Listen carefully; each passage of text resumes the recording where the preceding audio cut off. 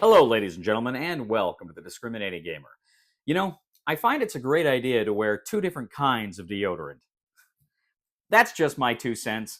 Ladies and gentlemen, today we're going to go ahead and take a look at Exodus Proxima Centauri from NSKN.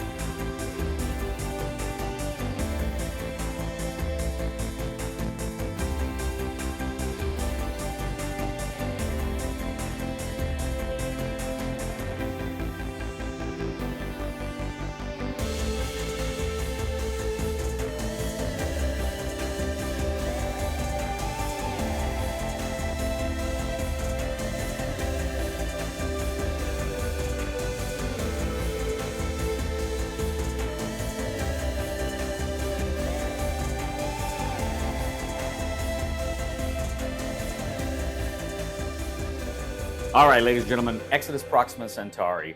This is a game that has been out for about a decade and a half. I'm not going to get into the weeds of the game. I'm just going to tell you the basics of gameplay and then what I think. In Exodus Proxima Centauri, 2 to 6 players take on the roles of various space empires as they battle for dominance in space. Now, you're going to create a modular board made out of space hexes, and you're each going to have your own homeworld. You're going to place population cubes on your homeworld.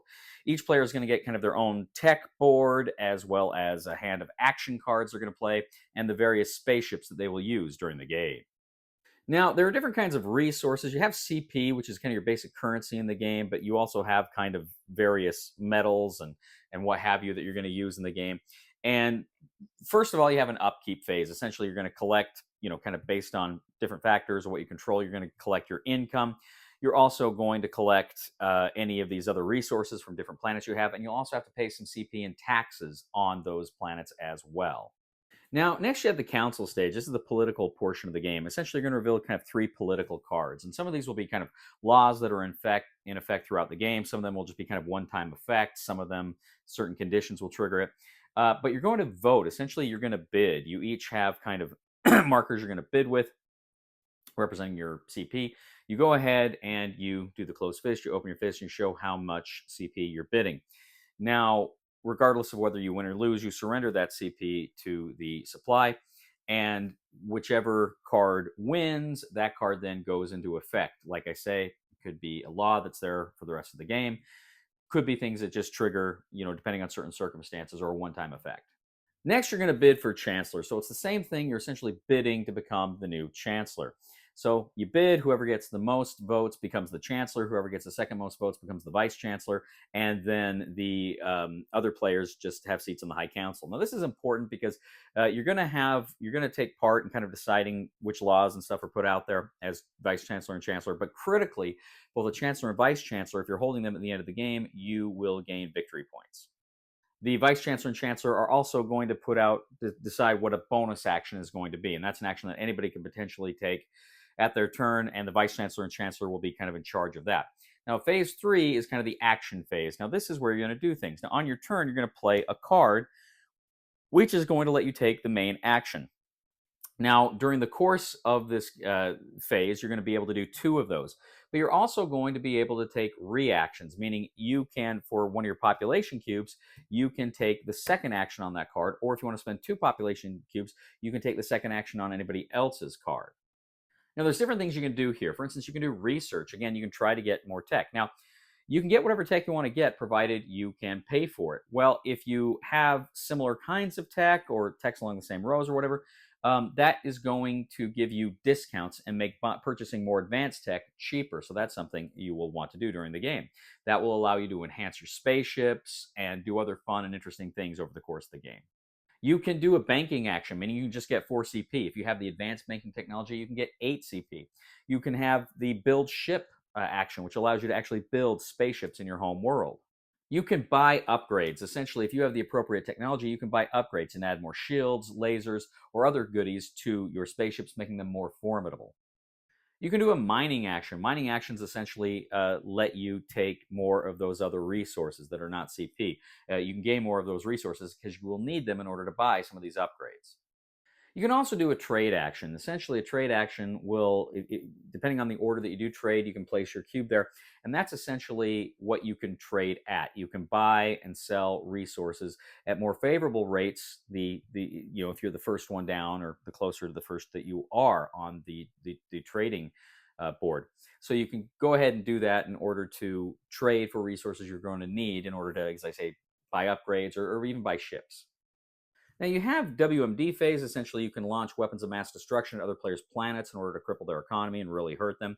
You need certain technologies, the rocket technologies, in order to do that. Next, you have the conquest stage. Now, essentially, every player will have the opportunity to move their ships simultaneously. First thing you do is you can actually put population on some of your ships. And then you're going to place a numbered token next to your ship. Now, along the periphery of your hex are different numbers. So when you reveal that for that particular ship, you're going to show where that ship is moving to. And you can potentially move, I think, up to 3 times. But you can go ahead and you can move to a new location.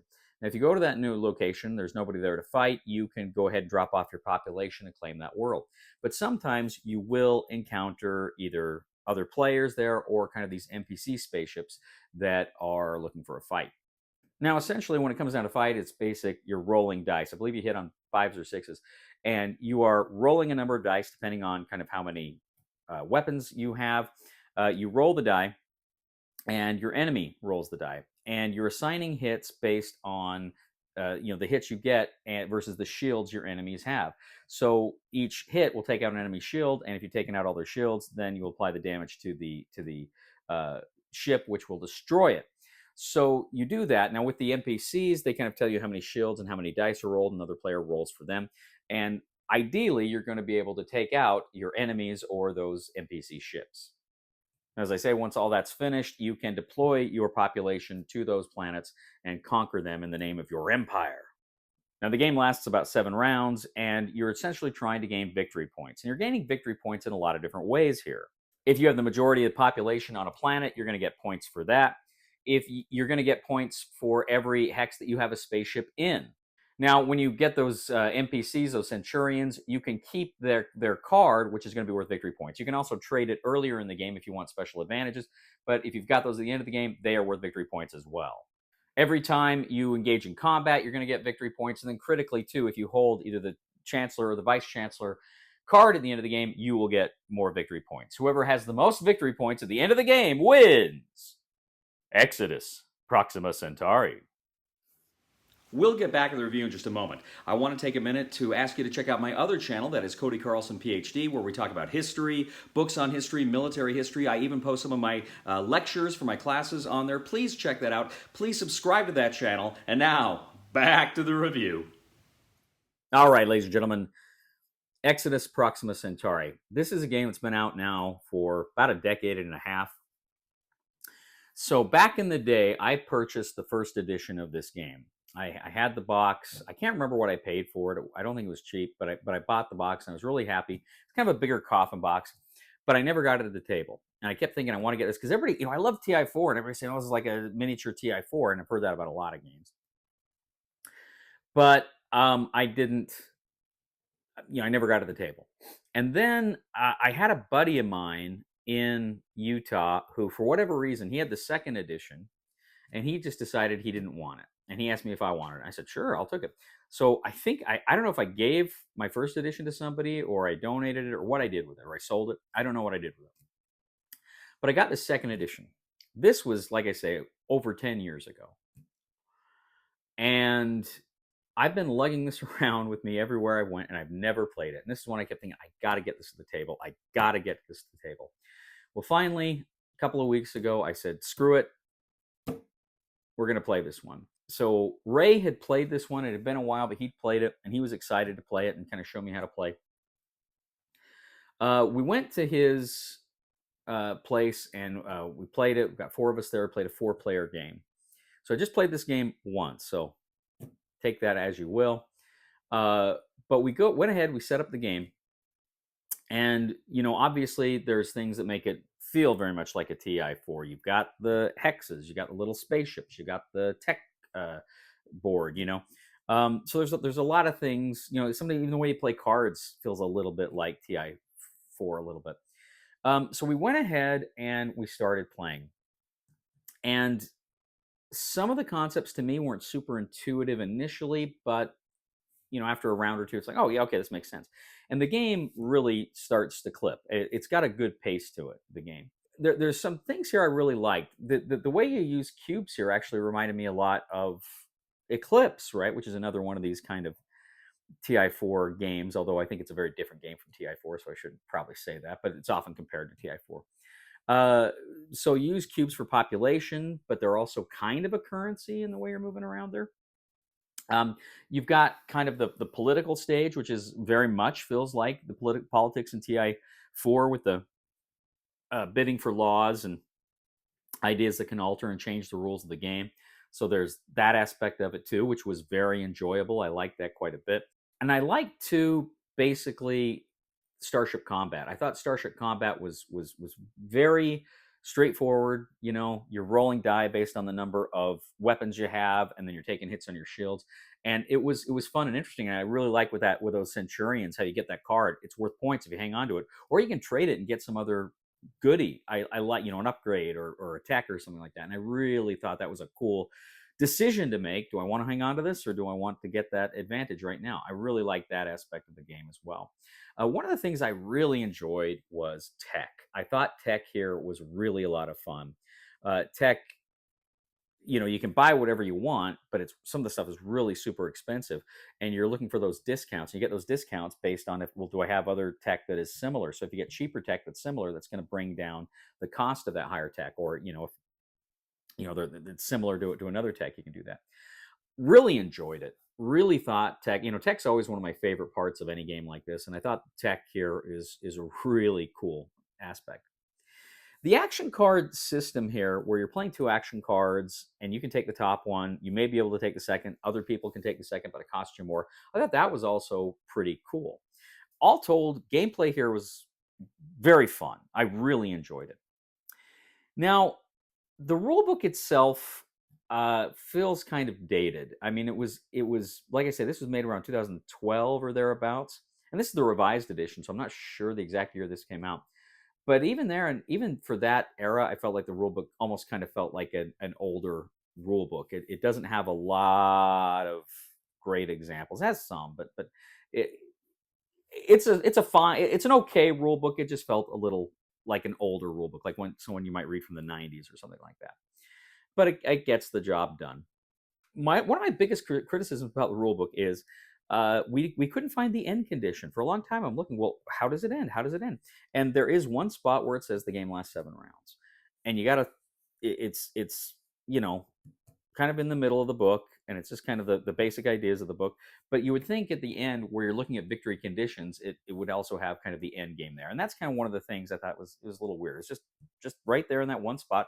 And yeah, I could have seen that earlier, and if I read it sooner, I would have seen it. But I just felt like it should have been by the victory conditions too, or maybe right at the front. So that's a minor criticism. But all told, really enjoyed this. My friends all thought this was fun. TI4 is in no danger of being dethroned by Exodus Proxima Centauri for me. I think TI4 is still got that grand space opera feel that no other game in the genre has really come close to matching, in my opinion. Exodus Proxima Centauri probably comes close. Now, again, I don't really consider Eclipse part of that. I think Eclipse is really a Euro. It's an economic game. And you do get some of those same vibes from TI4, but I think they're fundamentally different games. Exodus Proxima Centauri, I think of all of the wannabe TI4s, and half the time, Exodus Proxima Centauri probably comes closest to this. Definitely going to hang on to this. It's going to stay in my collection. I'll be honest, one of the reasons why I wanted to get it played is I'm looking for stuff to get rid of in my collection, because I'm running out of space. And I thought, well, I'll play this, and if I don't like it, I'll get rid of it. Well, I like it. So I am going to hang on to Xmas Proxima Centauri. I think it's a fun game. We all got a kick out of it. On the Cody scale, I'm going to go ahead and give Exodus Proxima Centauri an 8 out of 10. It was a lot of fun. Thank you once again for joining us today on The Discriminating Gamer. As always, we'd ask you to please leave a comment for us here on YouTube, on Board Game Geek, on Facebook, on X. We'd love to hear back from you. We'd love to hear what your opinions are. And please, if you do like what you see here, check out my other channel, that is Cody Carlson, PhD, where we talk about history, military history, books on history, fun things like that. I even post some of my lectures up there. It would mean the world to me if you would subscribe to that channel as well. And if you do really like what you see here on The Discriminating Gamer, I would humbly ask you to click on the Super Thanks button and leave a tip. A teacher was reading the names of her students for her role, and she got to the name of a student she couldn't pronounce. So she said, is H-I-J-K-M here? And one student raised her hand and she said, it's pronounced Noel. Please somebody help me on my feet again, and I don't know where I'm going, and I don't know where I've been. Please somebody help me on the solid ground. It's a long time, and I'll be dying. Once a year I wind up in the band. Sorry, comms open and unsolicited email. I apologize. You'll be court-martialed.